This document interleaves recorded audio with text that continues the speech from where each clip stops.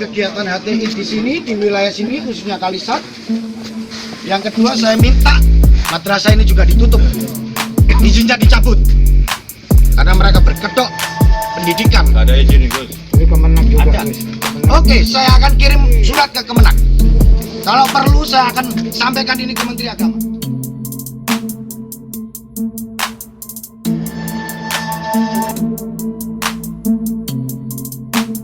Salah satu ya murid dia itu sudah menghina Habib Lutfi, sudah menghina NU, dan itu mereka lakukan di media sosial.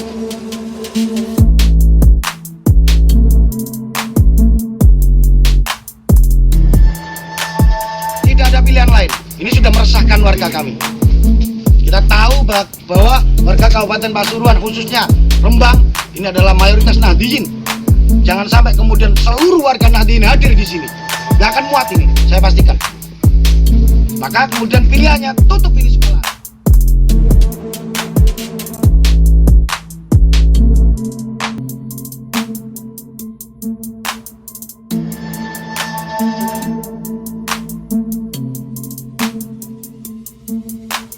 Assalamualaikum warahmatullahi wabarakatuh. Waalaikumsalam warahmatullahi wabarakatuh. Bismillahirrahmanirrahim. Kawan-kawanku sekalian, sahabat-sahabat, saat ini saya bersama Ketua PJ Pimpinan Cabang Pergunu Bangil, Bapak Wonati Idris. Selamat siang, Pak Wonati.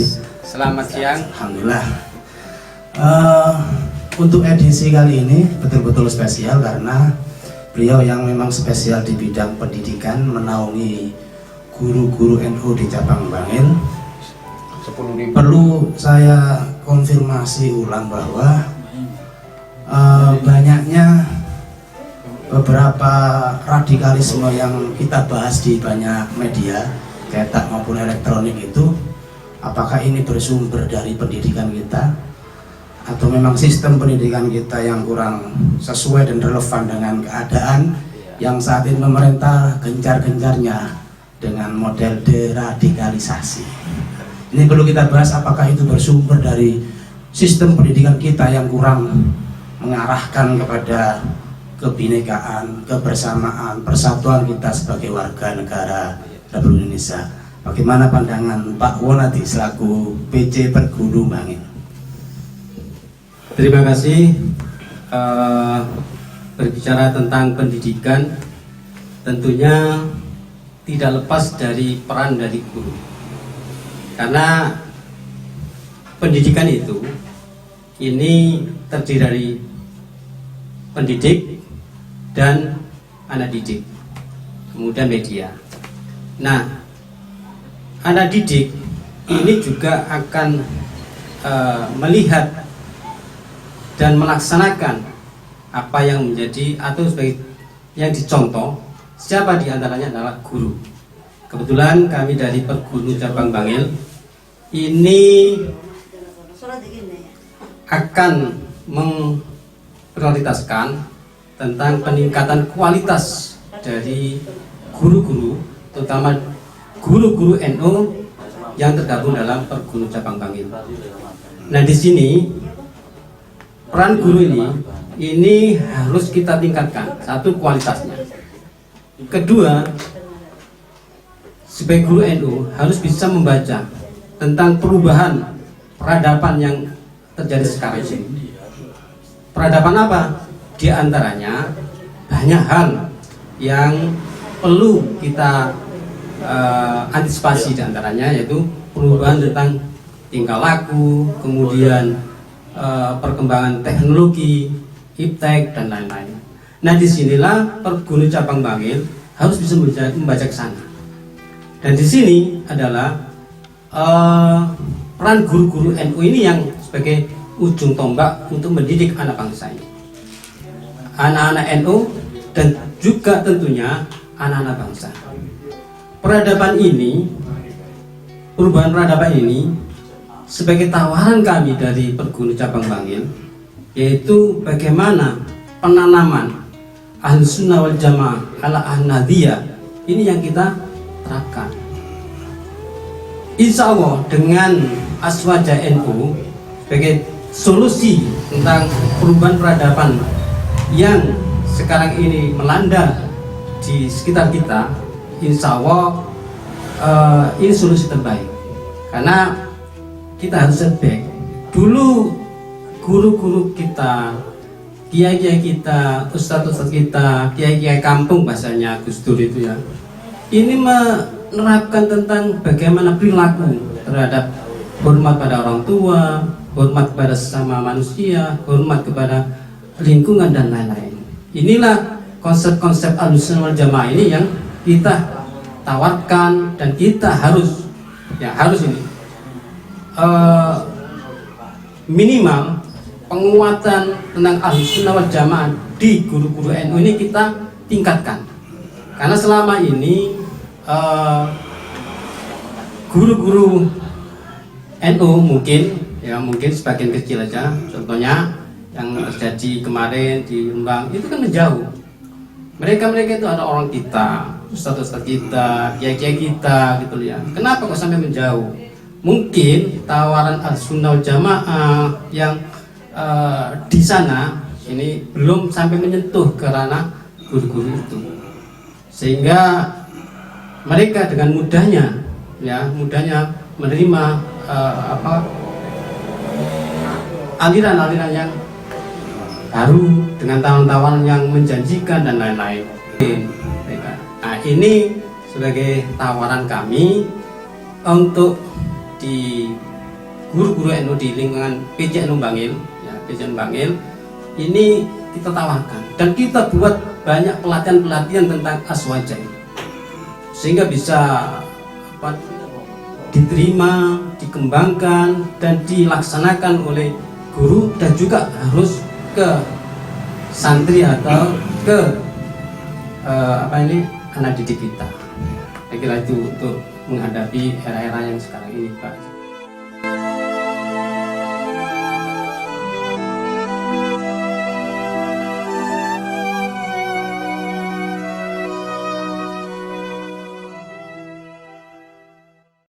Era yang sekarang ini, Pak. Sangat menarik sekali tadi sempat saya garis bawahi bahwa kualitas guru termasuk juga sistem pendidikan di mana di situ ada kurikulum yang sudah harus mengarah pada penghormatan kepada keanekaragaman yang ada di Indonesia ini, dan kemudian kualitas guru yang kemudian memahami konsep yang ditawarkan oleh Ahlussunnah wal Jamaah Al-Ahmadiyah. Yang ketiga tadi sempat saya sangat menarik sekali terkait dengan kasus yang ada di Rembang, tepatnya di Desa Kalisat, Kecamatan Rembang. Saya jenengan sudah yakin bahwa mereka sebetulnya itu adalah Nahdiyah, tapi kemudian konsep-konsep lain yang masuk dan mempunyai daya tawar yang tinggi daripada kita, kemudian mereka masuk aliran tersebut.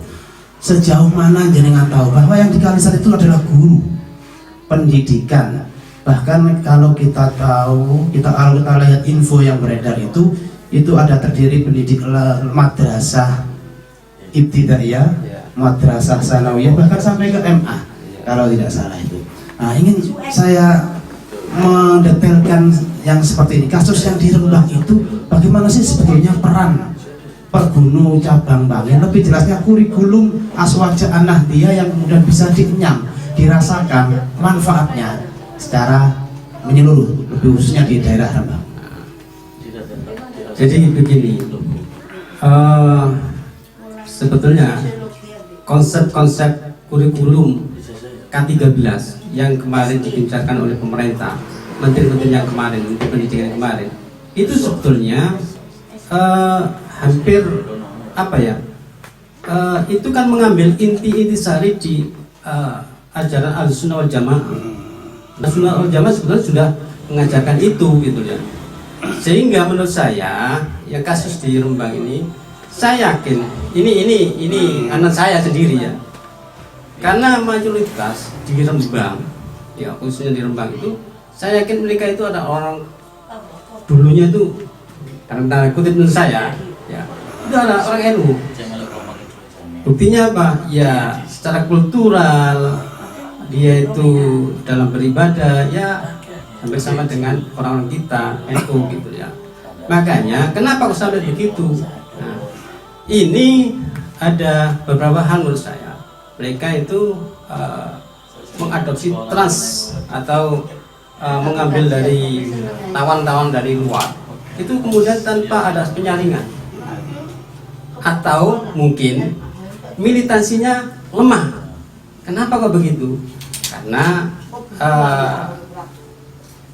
dia sepertinya penguatan Ahlussunnah wal Jamaah ala Nahdiyah atau organisasi NU-nya ini sedikit masuk ke sana. Kedua mungkin faktor yang lain. Faktor lain ini mungkin faktor ekonomi dan lain-lain. Tapi program dari Perguni Cabang Bangil ini penguatan pengembangan ajaran Ahlussunnah wal Jamaah melalui pelajaran mata pelajaran aswaja ini kita tingkatkan, dan juga kita nanti sering diskusi, kita buat tentang pelatihan-pelatihan tentang aswaja ini nanti harapan kita ke depan untuk mengantisipasi guru-guru yang punya kena paham radikal dan lain-lain. Saya kira itu tentang konsep kita ke depan.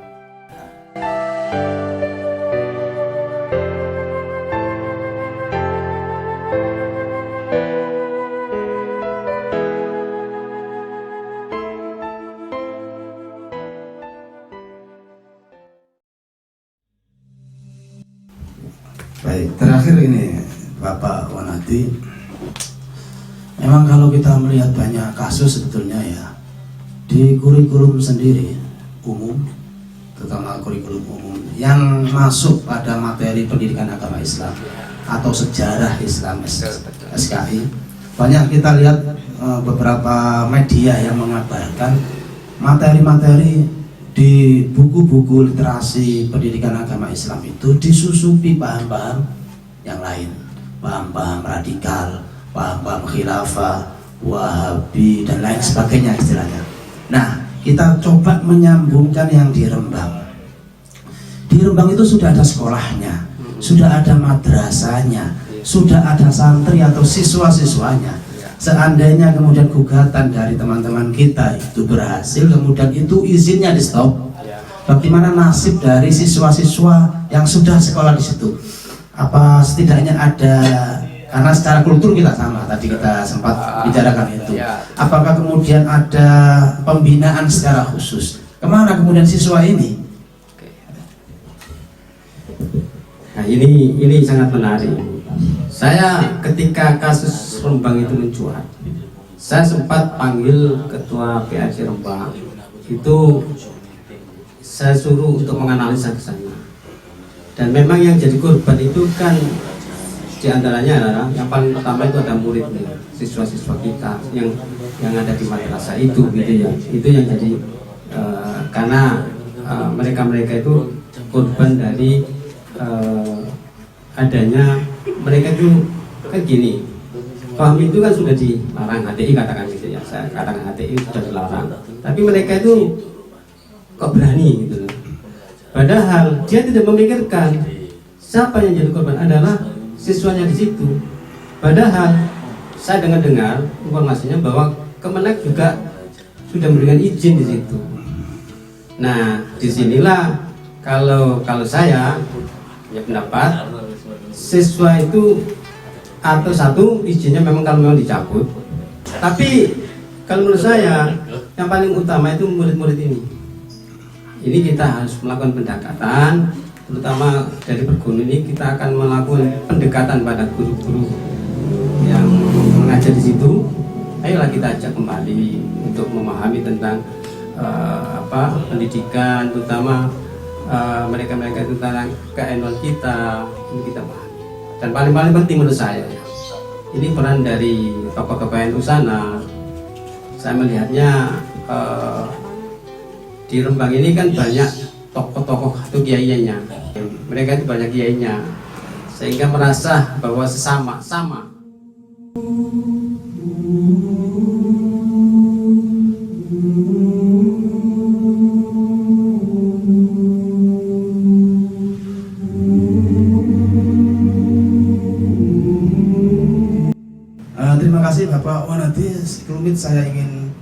menggarisbawahi beberapa wawancara kita kali ini bahwa yang pertama sistem pendidikan ini harus kita pikirkan bersama bagaimana yang ada itu betul-betul mengajarkan pemahaman dan penghormatan penghargaan terhadap kebinekaan di Indonesia ini.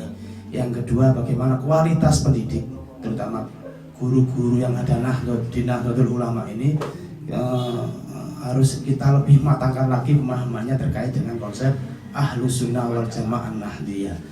Terkait dengan kasus yang di Rembang, jenengan setuju kalau memang itu harus ditutup.